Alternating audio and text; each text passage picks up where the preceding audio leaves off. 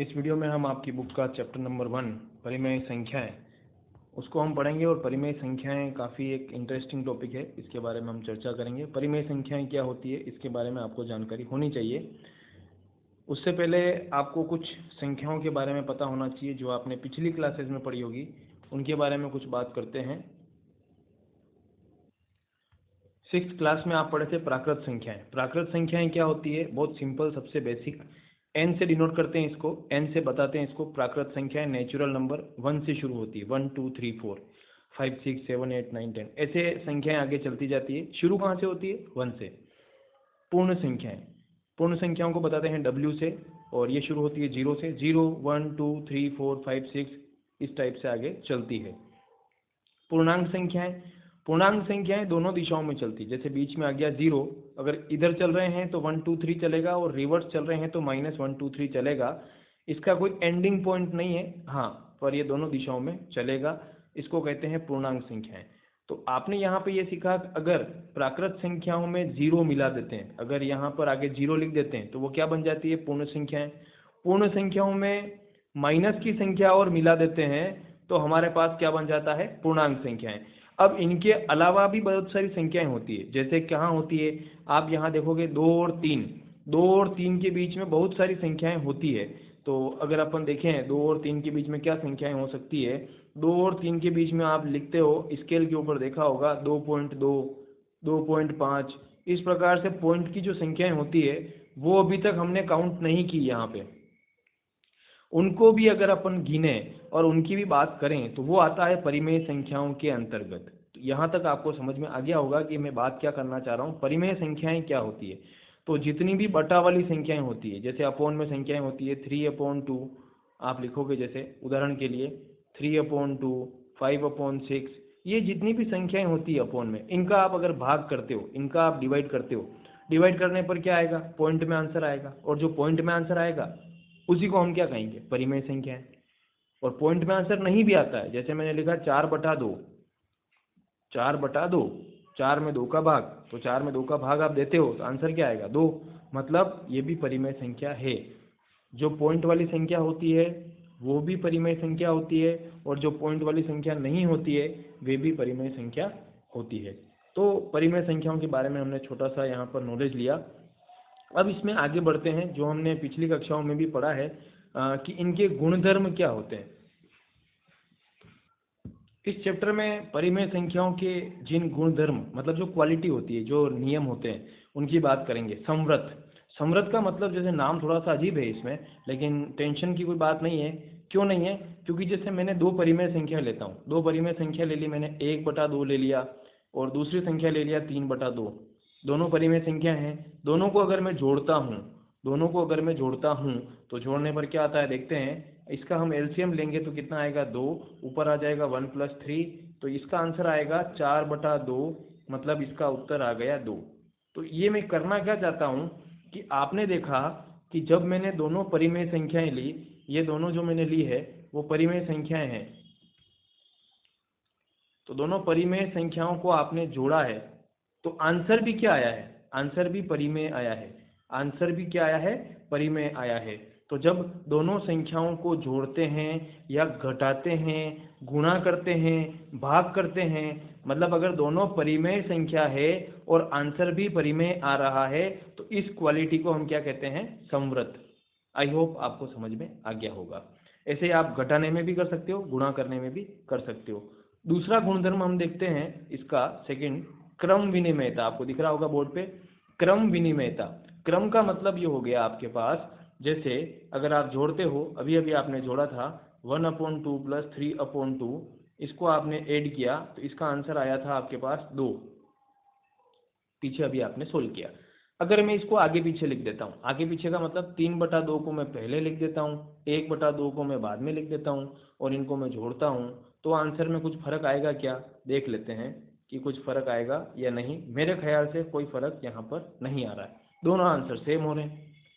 जोड़ने पर यहाँ पर इसको पहले लिखा, इसको बाद में लिखा, आंसर आया 2, आगे पीछे लिखा तब भी आंसर आया 2। तो क्रम विनिमयता होता है, किस में होता है? जोड़ने में। परिमेय संख्याओं में जोड़ने में क्रम विनिमय का गुणधर्म पालन होता है, लेकिन ऐसा घटाने पे नहीं होता है। घटाने पे जब आप इसको आगे पीछे लिखोगे उत्तर बदल जाएगा। ऐसा कैसा गुणा करने में होता है, गुणा करने में क्रम विनिमयता का नियम पालन होता है, लेकिन भाग देने में नहीं होता है। तो यहाँ पर आपने ये देखा कि क्रम विनिमय का जो गुण है वो कहाँ पालन होता है, जोड़ने पर और गुणा करने पर। कहाँ पालन नहीं होता है, घटाने पर और भाग करने पर। चलो आगे देखते हैं। साहचर्यता। साहचर्यता क्या होता है, इसमें हमें तीन संख्याओं की बात करनी होती है। जैसे मैं जोड़ने का नियम जोड़ने का बता ही दिया मैंने आपको, ऐसे ही गुणा करने में भी अपन ले सकते हैं। जैसे 1/2, 3/2 और यहाँ लिख दिया मैंने 4/3 करके संख्या ले ली। और यहाँ पर मैं गुणा करना चाहता हूँ, गुणा कर रहे हैं, ठीक है। तो गुणा करने में आप क्या करते हो, सबका एक साथ गुणा तो करते नहीं हो। अपन क्या करेंगे, पहले इन दोनों का गुणा करेंगे, पहले इन फर्स्ट वाली दोनों का गुणा करेंगे और फिर जो होगा आंसर आएगा उसको इससे करेंगे। तो क्या आएगा देखते हैं। तो यहाँ पर आंसर आप देखोगे, इसका आंसर आएगा ऊपर गुणा किया 3, नीचे गुणा किया 4 और साथ में क्या दे रखा है 4/3। यहाँ आपने गुणा किया 3 एकम 3, नीचे 2 दूनी 4 और यहाँ पर 4/3। इसको आप सोल्व करोगे तो 4 से 4 कट जाएगा, 3 से 3 कट जाएगा, उत्तर क्या आएगा 1। चलो ये बात हमें समझ में आ गई। लेकिन अगर हम ऐसा नहीं करके इसमें थोड़ा सा चेंज कर देते हैं कि 1/2, 3/2 और 4/3, जो लास्ट की दोनों संख्याएं हैं उनको अगर मैं पहले सोल्व करता हूँ, देखते हैं। तो यहाँ 3 से 3 कैंसिल हो रहा है, 2 से 4 कैंसिल हो रहा है, कितनी बार 2 बार। क्या बच गया अंदर 2, बाहर क्या चल रहा है 1/2। तो 2 से 2 कैंसिल हो गया, कितना आ गया 1। तो आपने ये देखा कि पहले ये वाला कोष्टक सोल्व किया और फिर गुणा करके काटा, तब भी आंसर 1 आ रहा है। और यहाँ पर आपने पहले बाद वालों को किया और फिर सोल्व किया, तब भी आंसर 1 आ रहा है। मतलब गुणा करने में साहचर्यता का पालन हो रहा है। साहचर्यता में 3 संख्याओं को लेके करना पड़ता है। ऐसा कैसा, आप जोड़ने में करोगे तो वहाँ पर भी पालन होगा, लेकिन जब घटाने में देखोगे तो वहाँ पालन नहीं होगा, भाग देने में देखोगे वहाँ भी पालन नहीं होगा। तो यहाँ पर आपने ये सीखा। आगे आता है व्युत्क्रम। व्युत्क्रम सबसे सरल है। व्युत्क्रम को अगर आप देखोगे ना तो ये आप देखोगे, जैसे 3 लिखा मैंने, 3 का व्युत्क्रम, जैसे मैं एक छोटा सा बताता हूँ, 3/2 है इसका व्युत्क्रम। व्युत्क्रम का मतलब उल्टा करना, नीचे वाले को ऊपर, ऊपर वाले को नीचे, ये आ जाएगा 2/3। आंसर आ गया। चलो व्युत्क्रम करना है, उसका उल्टा करना है। जैसे मैंने लिखा 3/4, तो इसका आंसर क्या आएगा 4/3, ठीक है। और अगर मैंने कहा -5/6, तो इसका व्युत्क्रम क्या होगा -6/5। साइन कभी नहीं बदलता है। एक बात ध्यान देंगे आप, व्युत्क्रम करने में जैसे साइन यहाँ माइनस है, यहाँ भी माइनस रहेगा, यहाँ प्लस का था, यहाँ प्लस का ही रहेगा। चलो एक मैं और चीज बताना चाह रहा था इसमें, कि जैसे मैंने लिखा 2, इस 2 का व्युत्क्रम क्या होगा। अब सर 2 को कैसे उल्टा करेंगे, 2 के नीचे कोई संख्या है ही नहीं, तो हम क्या मानेंगे 1। फिर हम क्या करेंगे, इसका उल्टा कर देंगे 1/2। तो ये आपको समझ में आ गया होगा कि 2 का व्युत्क्रम क्या होता है 1/2। ये था व्युत्क्रम का नियम। तो ये चारों छोटे छोटे नियम थे जो मुझे आपको बताने थे यहाँ सबसे पहले चैप्टर शुरू करने से पहले। आप चाहें तो इन नियमों का एक स्क्रीनशॉट भी ले सकते हैं आपके समझने के लिए। फर्स्ट क्वेश्चन की बात करते हैं। उचित गुणधर्मों के उपयोग से निम्नलिखित का मान ज्ञात कीजिए। अब यहाँ पर बहुत दो गुणधर्म और हैं जिनकी चर्चा ज़्यादा जरूरी नहीं है, लेकिन हाँ क्वेश्चन करते समय मैं आपको बता दूंगा। ये आपका फर्स्ट क्वेश्चन है, -2/3 इंटू 3/5 प्लस 5/2 -3/5 इंटू 1/6। इसको हम कैसे सिंप्लीफाई करेंगे वो हम इधर देखेंगे। आपको दिख रहा होगा कि मैंने इसको थोड़ा सेपरेट करके लिखा है। सेपरेट करने का मतलब ये हो गया कि जहाँ पर प्लस होता है या माइनस होता है वहाँ पर ये टर्म्स ब्रेक हो जाती है, टूट जाती है। मतलब यहाँ इंटू लग रहा है, इंटू लगने का मतलब ये दोनों टर्म्स साथ में हैं, ये दोनों साथ में हैं। अच्छा फिर क्या आ गया प्लस, तो ये अलग है, ये वाली टर्म 5/2 इनसे अलग है, तो थोड़ा दूर लिखा। अच्छा फिर क्या आ गया माइनस, तो जैसे ही माइनस या प्लस आता है थोड़ा सा डिस्टेंस पे लिखते हैं, और जैसे ही इंटू आता है थोड़ा सा पास में लिखना है। ये लिखने का तरीका है जिससे कि आपको कन्फ्यूजन ना रहे। अब आगे देखते हैं कि मुझे ये बताओ इन पूरे क्वेश्चन में सेम टर्म्स किस में आ रही है। एक तो इसमें आ रहा है 3/5, ये आ रहा है, और इसमें भी आ रहा है 3/5। तो पहले इन दोनों में से 3/5 को कॉमन ले लेते हैं, कॉमन। तो क्या बनेगा हमारे पास, 3/5 को हम बाहर कॉमन ले लेते हैं तो क्या बचेगा, यहाँ बचेगा, देखो फर्स्ट में यहाँ क्या बचेगा आपके पास, -2/3 बचेगा, क्योंकि 3/5 तो बाहर आ गया, तो यहाँ बचेगा -2/3, और यहाँ से भी -3/5 बाहर आ गया, तो क्या बचेगा, -1/6। सिंपल है बिल्कुल, कोई दिक्कत वाली बात नहीं, क्योंकि दोनों में से 3/5 को बाहर निकाल दिया। क्या बच गया, +5/2, उसको थोड़ा दूर करके लिख दो आप, ठीक है। अब यहाँ पर इन दोनों को आपको सोल्व करना है, यहाँ पर इसको सोल्व करना है, कैसे करेंगे, शॉर्टेस्ट तरीका बताता हूँ मैं जो हमेशा बताता हूँ कि एलसीएम लेने की जो बात है, तो यहाँ पर हम बात करेंगे एलसीएम बिल्कुल सिंपलेस्ट तरीके से, नीचे वालों को गुणा कर दो, 6 3 जा 18, क्रॉस गुणा कर दो, 6 2 जा 12 एंड 3 1 जा 3, 3/5 और लास्ट में इधर 5/2। क्या बचेगा यहाँ पर, -15/18, और ये ब्रैकेट है मतलब यहाँ मल्टीप्लाई का साइन है, और यहाँ पर ये इस प्रकार से चलेगा। क्या होगा अब यहाँ पर कुछ कैंसलेशन होगा, 3 की टेबल से 18 कटेगा 6 टाइम्स, और 5 की टेबल से 15 कटेगा 3 टाइम्स। आपको ये बात ध्यान देनी है कि ऊपर वाले नंबर से नीचे वाले नंबर को कट करते हैं, मतलब ऊपर नीचे वाले कैंसिल होते हैं, ऐसा नहीं पास में कैंसिल कर दिया, 3 की टेबल से 15 को कैंसिल, ऐसा मत करना आप। 5 की टेबल से 15 को काटा, 3 की टेबल से 18 को काटा, ठीक है। अब यहाँ ऊपर क्या आ रहा है 3, नीचे क्या आ रहा है 6, तो ये वापस कैंसिल हो रहे हैं क्योंकि ये ऊपर है ये नीचे, तो 3 की टेबल से 6 को कैंसिल किया, क्या बचेगा 2, कहाँ बचेगा नीचे, तो चलो कैंसिल करते हैं इसको भी, 3 1 जा 3 एंड 2 जा ऐसे, तो क्या बचा यहाँ, बचा क्या, फाइनली बचा -1/2, बाकी सब तो कैंसिल हो गए, और लास्ट में क्या चल रहा है ये 5/2, ओके। तो आगे इसको सिंप्लीफाई करते हैं, एलसीएम लेना मैंने बताया आपको, तो नीचे वालों को मल्टीप्लाई करते हैं, 4 2 2 जा 4, देन क्रॉस मल्टीप्लाई, तो ये बनेगा आपके पास -2 + 10, क्रॉस मल्टीप्लाई किया, क्या बचा ये हमारे पास 8/4, इट विल बी 2, ये हमारा आंसर आ गया। तो इस प्रकार से हमने यह क्वेश्चन किया, आप देख रहे हो कि ये पूरा कॉमन लिया, कॉमन लेने के बाद उसको अंदर सिंप्लीफाई किया, और ये पूरा सिंपल तरीके से हो गया। ऐसा का ऐसा आपको सेकंड पार्ट करना है, सेकंड पार्ट में भी देखोगे आप 2/5 दिख रहा है यहाँ पे, तो ये पूरा है, जैसे मैंने आपको बताया कि जहाँ भी प्लस और माइनस होता है, तो आप देखोगे कि यार यहाँ कन्फ्यूजन वाली बात है, जैसे मल्टीप्लाई का साइन है ना, तो मल्टीप्लाई का साइन है तो ये दोनों पास में लिखने हैं, इन दोनों को पास में लिखना है, ये दोनों बिल्कुल पास में लिखे जाएंगे,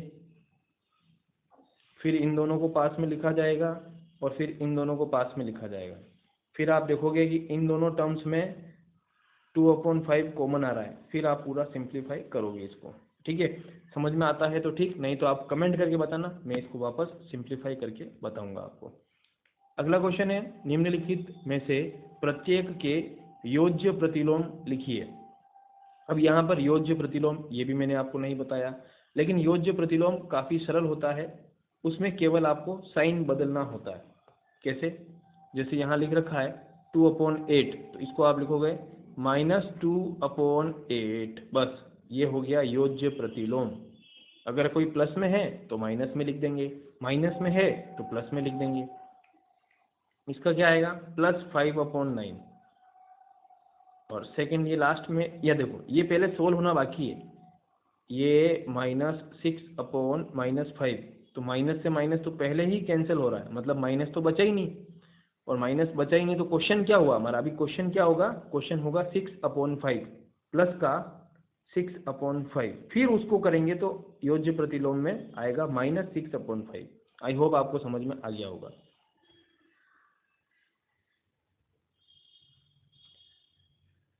अब यहाँ पे जो थर्ड क्वेश्चन है वो भी योज्य प्रतिलोम का है, x बराबर -11/15, x बराबर -13/17 के लिए सत्यापित कीजिए। कुछ नहीं करना है, जहाँ आपका ये x दिख रहा है वहाँ पे आपको 11/15 लिखना है पहले तो, तो 11/15 के आगे माइनस और माइनस, जब भी देखो माइनस अगर सम संख्या बार आ रहा है, मतलब माइनस और माइनस 2 बार आ रहा है, 2 बार आ रहा है तो प्लस बन जाता है। लेकिन अगर माइनस 3 बार आता है, माइनस माइनस माइनस, तो उसका आंसर भी माइनस में आता है। 2 बार आता है तो प्लस में, 3 बार आता है तो माइनस में। ओके, ये था योज्य प्रतिलोम, हमने अभी सीखा। अब है आपका गुणात्मक प्रतिलोम। गुणात्मक प्रतिलोम का मतलब मैंने आपको बताया, जो व्युत्क्रम होता है, जो व्युत्क्रम होता है उसी को गुणात्मक प्रतिलोम कहते हैं। तो जैसे इसका बतावें 1/5 का तो क्या आएगा, 5/1, जो मतलब प्रतिलोम बताना है ना हमें, तो इसका क्या आएगा, -1/13, उल्टा करना था। और इसका क्या आएगा, 19/-13। ऐसे आप उसका व्युत्क्रम कर सकते हैं, कोई भी ज़्यादा कठिन सवालों में से नहीं है। जैसे हम 6th क्वेश्चन की बात करते हैं, तो यहाँ पूछ रखा है 6/13 को, 6/13 को -7/16 के व्युत्क्रम से गुणा कीजिए। मतलब इसका व्युत्क्रम निकालना है और फिर उसको इससे गुणा करना है। चलो देखते हैं इसमें क्या करेंगे अपन। करना वही है जो अभी तक अपन करते आए हैं। जैसे मैंने यहाँ लिख रखा है कि 6/13 को 7/16 के व्युत्क्रम, अब यहाँ हो जाएगा माइनस का 16/7। अब इसको सोल्व करना है बस। अब इसको आप देखो, पहले तो कोई किसी से कैंसिल नहीं हो रहा है, जब कैंसिल नहीं हो रहा है तो इसको एज इट इज आपको लिखना है। तो यहाँ हो जाएगा -96 गुणा करके, ऊपर वाले का गुणा ऊपर वाले से होता है, नीचे वाले का गुणा नीचे वाले से होता है।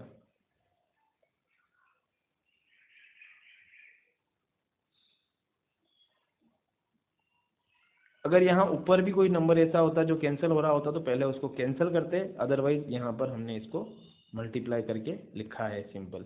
इस वीडियो में फिलहाल इतना ही, और बाकी जो क्वेश्चंस बच रहे हैं मुझे लगता है कि आप इनको अगर ध्यान से पढ़ेंगे तो आपको समझ में आ जाएगा। फिर भी नहीं आता है तो आप मुझे कमेंट करके बताइए कि इनमें से कौन सा क्वेश्चन आपको नहीं आया, वो मैं आपको वापस बना के करके बता दूंगा। वीडियो को लाइक करें और चैनल को सब्सक्राइब करें। आगे वीडियो जो नए नए आने वाले हैं उनको पाने के लिए बेल आइकन को दबाएं। अपने फ्रेंड्स के साथ इस वीडियो को शेयर करें, इस लिंक को शेयर करें, और इस चैनल पर ज़्यादा से ज़्यादा ऑडियंस जोड़ने का प्रयास करें, जिससे आपको भी फ़ायदा और मुझे भी पढ़ाने में मज़ा आएगा, थोड़ा सपोर्ट मिलेगा। Thank you.